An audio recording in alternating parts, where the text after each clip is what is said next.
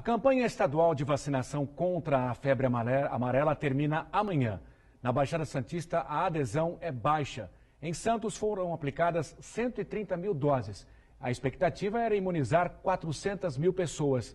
Por isso, as policlínicas da cidade vão continuar vacinando. Logo cedo, Dona Laura já estava na policlínica tomando a vacina da febre amarela. Foi rapidinho, mas ela quase não vem. O pessoal ficava falando um monte de coisa, né? Que morria, que ficava mal, que não podia tomar outro tipo de remédio. E eu fiquei com medo, né? Essa situação que a Dona Laura contou tem acontecido com frequência. Ainda tem muita gente que não se vacinou.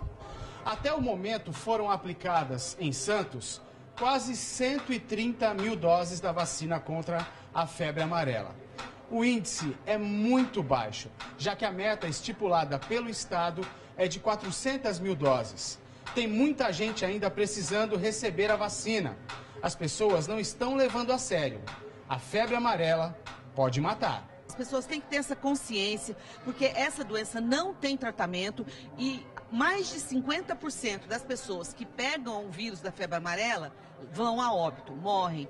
A chefe do Serviço de Vigilância em Saúde de Santos alerta. A situação é preocupante. Em Santos, há 3 pessoas internadas com suspeita de febre amarela. Os casos vieram de São Vicente, Praia Grande e Guarujá. A doença não demora a chegar por aqui. É importantíssimo que as pessoas compareçam, porque esses boatos são falsos. A vacina é uma vacina de vírus vivo atenuado, ou seja, um vírus vivo enfraquecido, assim como outras vacinas nós temos, como varicela, né, que é da catapora, a poliomielite. Todas essas vacinas são também de vírus vivos atenuados.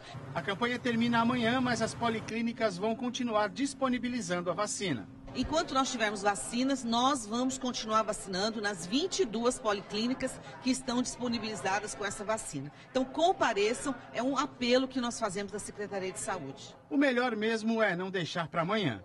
O Gabriel, por exemplo, já está sossegado. É bom para se livrar logo, né? Para não ter preocupação mais para frente, se for fazer uma viagem, alguma coisa do tipo. Está livre da doença? Estou livre. O recado foi dado, não se esqueça. E nesta quinta-feira, o Ministério da Saúde divulgou os números atualizados sobre a febre amarela. Entre julho de 2017 e 28 de fevereiro deste ano, foram confirmados 723 casos que resultaram em 237 mortes. O descanso de 11 horas para trabalhadores avulsos do Porto de Santos foi suspenso. A decisão foi tomada durante mesa redonda no Ministério do Trabalho pela manhã. O repórter Fabiano Roma tem os detalhes. Clima de tranquilidade aqui na porta do Ógimo. Os trabalhadores portuários estão se preparando para a escalação para o período da tarde. E parece que tudo vai voltando ao normal. Estava conversando aqui com o Sandro Olímpio, que é diretor do sindicato. E vocês conseguiram uma negociação, mais um prazo, para que essa medida desse intervalo não fosse implantada de imediato, é isso? Isso, o Ógimo fez uma implantação de um descanso de 11 horas através de uma deliberação de uma assembleia patronal, sem antes ter comunicado com prazo hábil às categorias trabalhadoras do Porto de Santos. E o mais importante que nós do Sindicato da Estiva estamos em plena campanha salarial e inclusive o descanso de 11 horas está inserida na nossa pauta de reivindicação, mas desde que se discuta também a garantia de ganho, porque o trabalhador portuário ele não tem nem garantia de trabalho e muito menos garantia de ganho. Então precisa de um tempo para discutir isso novamente, né? Não é implantar assim de uma hora para outra. Com certeza, por isso houve esse pedido de mesa de negociação, houve esse pedido de mesa também dentro do Ministério do Trabalho, para que houvesse a possibilidade de pegar esse prazo, para que nós possamos estar sentando à mesa, conversando e procurando o melhor caminho para os trabalhadores. A operação padrão continua ou foi suspensa? Como é que está essa situação? Não, a operação padrão está suspensa, até porque conseguimos esse prazo aí para estar conversando, não só com os trabalhadores, mas também com o Ógimo e Sopesp. Os trabalhadores vão para o trabalho normalmente? Normalmente, vão atender as requisições, vão para bordo e fazer seu trabalho normalmente. Muito obrigado, Olímpio, pelas suas informações. Fabiano Roma para a Santa Cecília TV. A Receita Federal fez a maior apreensão de cocaína do ano no Porto de Santos. Ao todo, 355 quilos que seguiriam para Hamburgo, na Alemanha, foram apreendidos. A droga, que estava em bags, que são sacos grandes, ela estava dentro de um container e foi entregue à Polícia Federal, que segue com as investigações. O novo diretor-geral da Polícia Federal toma posse nesta sexta-feira. No Brasil, em 1 minuto, você confere este e outros destaques.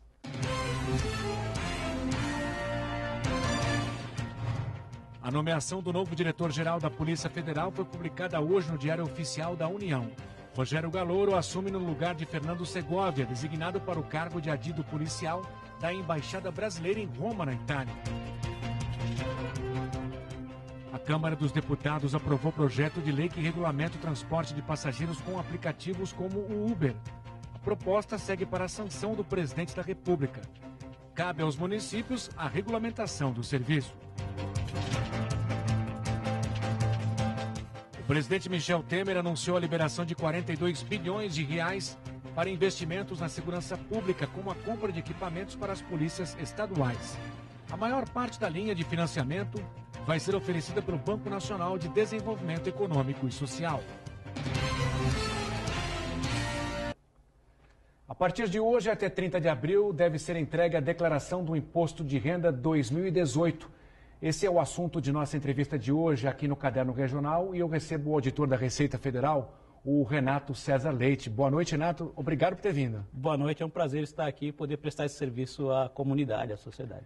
Renato, inicialmente, quem deve entregar a declaração do Imposto de Renda? As regras não mudaram. Basicamente, quem tem rendimentos recebidos no ano passado, ao longo do ano, não é por mês, acima de R$ 28.559, rendimentos tributáveis, ou rendimentos isentos acima de R$ 40.000.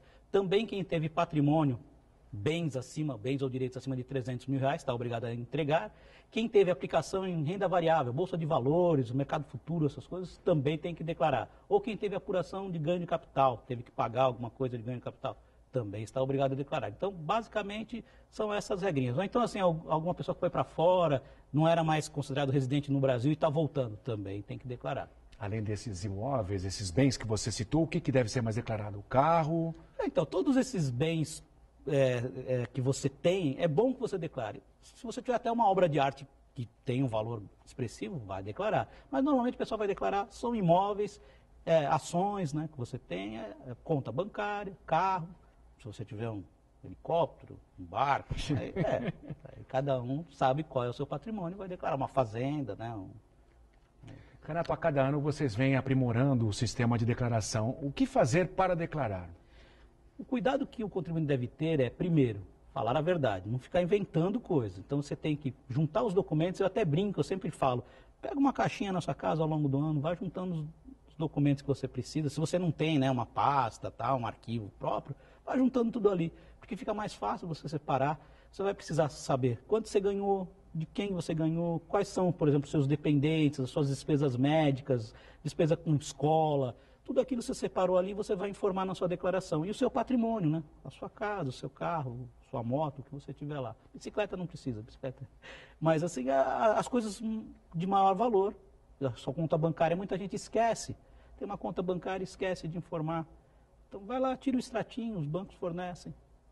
Na própria página da Receita você pode fazer a declaração, certo? E também tem um aplicativo. Isso, até trouxe aqui o smartphone. Você Mostra pra gente, por favor. Então, você pode baixar o aplicativo no seu smartphone ou no tablet, chama Meu Imposto de Renda, e fazer facilmente por esse aplicativo. Agora, se você quiser, você pode entrar no site da Receita e baixar o programa para o seu computador e fazer aí sim pelo computador. Ou ainda no próprio computador, você entrar na página da Receita, mas aí você tem que ter o certificado digital e baixar esse programinha do Meu Imposto de Renda no computador e fazer ali direto no site da Receita. Dá para fazer de 3 formas. E o interessante é que você pode começar em um e terminar no outro, desde que você salve, você pode salvar, que a gente chama na nuvem, né? Então, eu comecei aqui, estou aqui com um tempinho livre, aí depois continuo em casa, depois continuo em outro lugar, e assim vai. O próprio aplicativo, o próprio sistema vai corrigindo as informações dos possíveis erros? Isso, ele é bem amigável, ele te dá algumas dicas de, que tem uma coisa errada, aqui você não pode mandar porque está faltando uma informação. E ele tem ali também um perguntas e respostas. A gente sempre fala para o contribuinte, tem alguma dúvida? Entra no perguntão, que a gente chama perguntas e respostas, nesse aplicativo que eu falei, ele tem. Tem quase 900 perguntas e respostas. Quase todas as dúvidas você tira ali. E no programa você tem um itemzinho que chama Ajuda, que ele vai te dizer o que você vai preencher em cada campo. O que eu coloco aqui? Como é que eu preencho? Aí ele vai te dizer, aqui você vai colocar valor, aqui você vai colocar essa informação, aqui você vai colocar isso. Renato, é sempre bom frisar que também essas informações devem ser atualizadas. Por exemplo, uma conta bancária. A pessoa encerra uma conta num determinado banco, abre outro e aí esquece de informar a receita. Isso pode dar problema, né? Pode dar problema, inclusive uma coisa interessante. Muita gente tem restituição. E aí na restituição você tem que informar em que conta você quer receber aquela restituição. A pessoa informa para a Receita, eu quero receber na conta do banco X. Depois fecha aquela conta e esquece de nos avisar. Aí o dinheiro da restituição vai para o banco X, o banco fala, essa conta não existe, e devolve para a Receita. Aí ele vai ter que ir no site da Receita para informar a nova conta para poder receber a restituição. Então tem que ter esse cuidado de estar sempre atualizando as suas informações.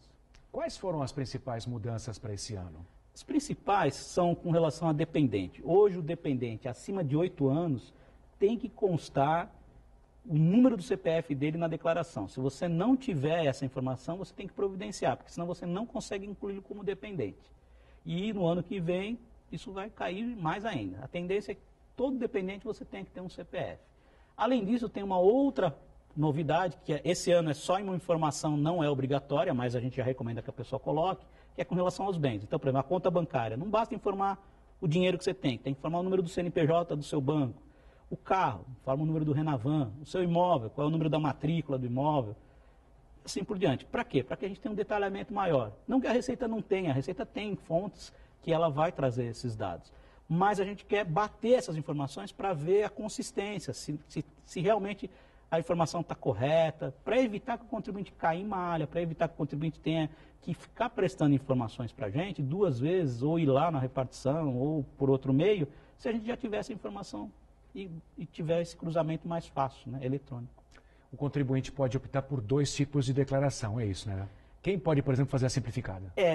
A gente que tem cabelo branco, não você, mas assim, mais velho. Alguns eu também tenho. A gente fazia em formulário, aí tinha o formulário azul e o verde, né, que era o completo e o simplificado. Não existe mais, há muito tempo a declaração é uma só. A opção de tributação é que são 2 opções. Você pode tributar de uma forma simplificada, ou seja, quero tributar e ter um desconto padrão, que a gente chama de 20%. Aí você não precisa informar, você não precisa calcular o que você gastou com o médico e tudo mais. Você precisa informar o que você pagou para o médico. Isso é obrigatório, mesmo que você não vá fazer a dedução. Mas você não precisa ficar fazendo todas as deduções. Se você quiser fazer todas as deduções, despesa médica, previdência, dependentes, tudo mais, aí você vai ter que colocar todas as informações, fazer o cálculo, e aí esse valor vai ser de acordo com aquilo que você estiver colocando lá, e não os 20%. Os 20% estão limitados a 16 mil. 16 mil e uns quebradinhos. Então, assim, se você teve desconto de previdência, somado com uma outra despesa médica que você teve, mas não sei o quê, já deu mais de 16 mil, não vale a pena fazer o desconto padrão dos 20%. Vale a pena você informar todas as deduções legais possíveis, e aí o imposto que você vai pagar é menor. O próprio programa ele é bem amigável. Se você informar todas as suas deduções, lá o que você gastou de médico, dependente, despesa de instrução, previdência e tudo mais, ele já vai te mostrar, fala, é melhor fazer assim ou melhor fazer assado. Ele já vai te dar uma comparação. E, por exemplo, você citou que pode ser deduzido, o que, por exemplo, não pode ser deduzido. Tem gente que fala assim, eu tenho um cachorrinho, eu gastei com veterinário. O cachorro não é dependente. Dependente são seus filhos, o cônjuge, eventualmente o pai ou a mãe, e aí tem que ter o cuidado assim, eu posso colocar meu pai e minha mãe? Se ele vive as suas dispensas, pode. Mas ele não pode receber mais do que 23 mil uns quebrados no ano, lá quase 24 mil. E mesmo esses dependentes também, esse é um problema que muita gente acaba caindo em malha, porque a pessoa coloca o dependente e esquece de colocar o rendimento do dependente. Então, eu coloquei meu filho, se meu filho recebeu lá, mesmo que seja R$1.000, R$2.000, tem que colocar que ele recebeu aquele rendimento, porque isso vai ser somado ao meu rendimento para calcular o imposto. Quem não entregar, Renato, a declaração no prazo, o que acontece? Quem não entregar a declaração no prazo está sujeito ao pagamento de uma multa. Essa multa ela é de no mínimo R$ 165,74, e ela pode ser salgada, hein? Porque ela é calculada sobre o imposto devido. E o imposto devido, 1% por mês de atraso. Então, se você atrasar 20 meses, você vai pagar 20% de multa. É o máximo que você paga de multa. E vamos dizer que o imposto devido é calculado antes de abater o que você teve de retenção na fonte. Então, às vezes, o imposto devido é 20 mil, 50 mil. Calcula 20% sobre 50 mil. Bastante, né? É bastante. é muito mais do que R$165. Essa pergunta é para quem costuma deixar tudo para a última hora. O prazo final, 30 de abril, vai ser prorrogado? Não está sendo prorrogado há muitos anos e não tem nenhum motivo para prorrogar esse ano. Renato, muito obrigado pelas explicações. Eu é que agradeço. Uma boa noite para você. Na ponta da tabela, depois de 4 rodadas, junto com o Atibaia na liderança da Série A3, a Portuguesa Santista deixou a equipe do interior para trás. Ontem, em Eurico Mursa, a Briosa teve dificuldades, mas superou o forte time do Noroeste de Bauru.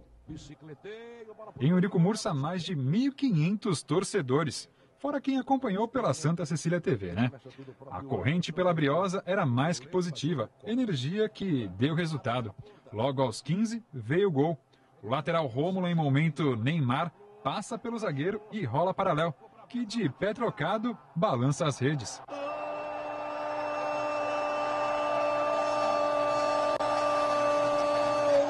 Portuguesa!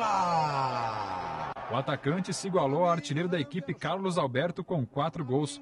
E com a família presente, é claro que o primeiro dele em Eurico Mursa teve dedicatória. Meu filho, minha mulher, minha família, meus parentes estavam todos assim, meus amigos, então o gol foi para eles, um gol bem bacana aí que eu estava buscando faz tempo.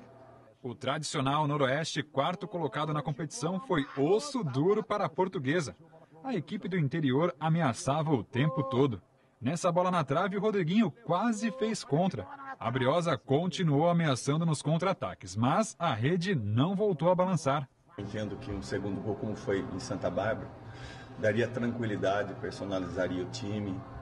A partir do momento que isso não ocorre, você fica na ansiedade, na iminência de fazer e preocupado em não sofrer. Então eu entendo que o segundo tempo foi muito movido nessas proporções e obviamente por isso talvez o resultado tenha sido conquistado de uma forma mais na alma, né? Mais no coração, na garra, na superação, do que propriamente naquilo que a equipe mais fez ao longo da competição, que é prevalecer a parte técnica. Já nos acréscimos, 3 expulsões. Carlos Alberto fez embaixadinha e recebeu falta dura. O volante André Rocha, autor da entrada violenta, foi expulso. Sobrou o cartão vermelho também para o camisa 10 da Portuguesa e para o atacante Washington do Noroeste. Não entendo que ele tenha feito uma provocação. Agora, é evidente que ele levou vantagem a partir do momento que o adversário, querendo ansiosamente um resultado e se sentindo provocado, eu não entendo que isso tenha ocorrido, e jogou mais difícil. Aí vem a avaliação do árbitro. De verdade, se ele tivesse dado o cartão amarelo, ele teria administrado melhor a situação. Pode-se dizer que a Portuguesa Santista é a equipe a ser batida. A única invicta da competição chegou à liderança com 29 pontos. Mas, uma vez na ponta da tabela, se manter nela não será tarefa fácil. Isso porque, nos 6 jogos que faltam, 5 são contra equipes que estão na parte de cima da tabela. O próximo desafio é contra o Monte Azul neste sábado. A viagem é desgastante, o horário é difícil, mas é uma realidade da competição. Então nós temos que considerar tudo isso, nós temos alguns desfalques já estabelecidos, e aí vamos ver o retorno do time para ver se necessário será fazer algumas outras trocas para que a gente mantenha essa intensidade, porque eu entendo que será um jogo, se não num grau de exigência técnico muito apurado, físico eu não tenho nenhuma dúvida, e aí a gente precisa ter consciência de que esse quesito precisa ser levado para Monte Azul. Portuguesa Santista e Monte Azul jogam às 10 da manhã no domingo. Os desfalques que o técnico Sérgio Guedes se referiu na reportagem são o atacante Rodriguinho, que saiu de campo machucado, e o meia Carlos Alberto, que cumpre suspensão automática. O Atibaia perdeu a liderança na rodada porque empatou em casa contra o Grêmio Osasco em 1-1. E agora a gente vai falar de cultura. A abertura da exposição Criador de Atmosfera aconteceu ontem na Pinacoteca Benedito Calixto. A mostra tem 49 quadros que retratam o passado e o presente das cidades de Santos e São Paulo. Passeando pelo casarão, temos a sensação de estar pessoalmente nesses cenários. São pinturas bem realistas. O óleo sobre tela dá uma impressão de luz.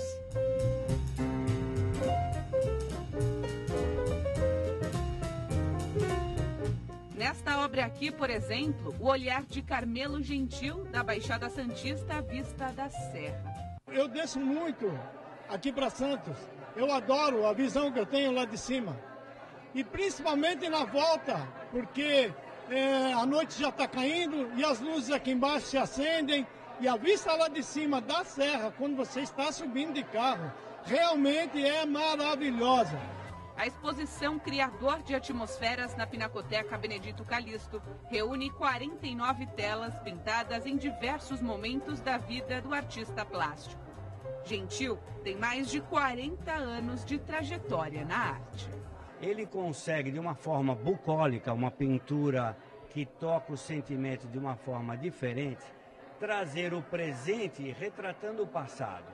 Ele consegue retratar a nossa cidade, coisas que todos conhecem, algumas avenidas, determinadas áreas do Porto, mas como se nós estivéssemos vivenciando há 70, 80 anos atrás.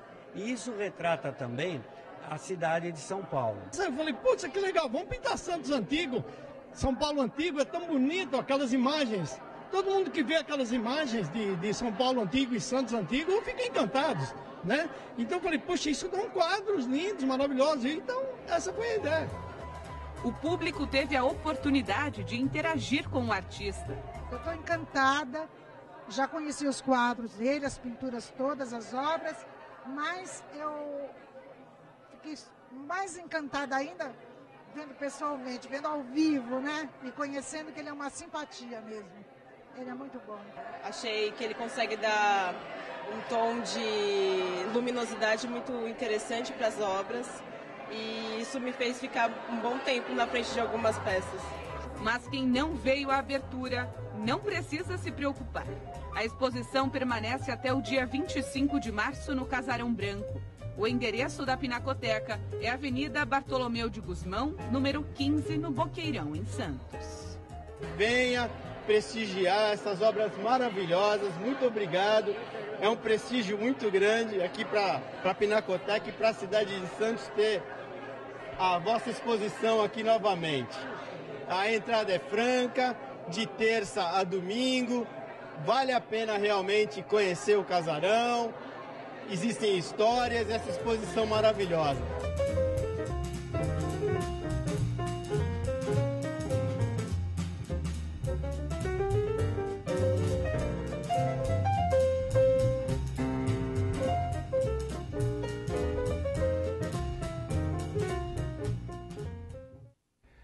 E uma última informação. Neste momento está terminando o primeiro tempo da partida entre Real Garcilaso e Santos pela Libertadores. A equipe peruana vence em casa por 1-0 o gol de Vidares. Quer ver sua reclamação aqui no Caderno Regional? Mande seu vídeo com nome, cidade e imagens do problema para o nosso WhatsApp 991517719. Repetindo, 991517719. O vídeo deve ser feito com o celular na posição horizontal. A edição de hoje termina aqui. Obrigado mais uma vez pela companhia e uma boa noite para você.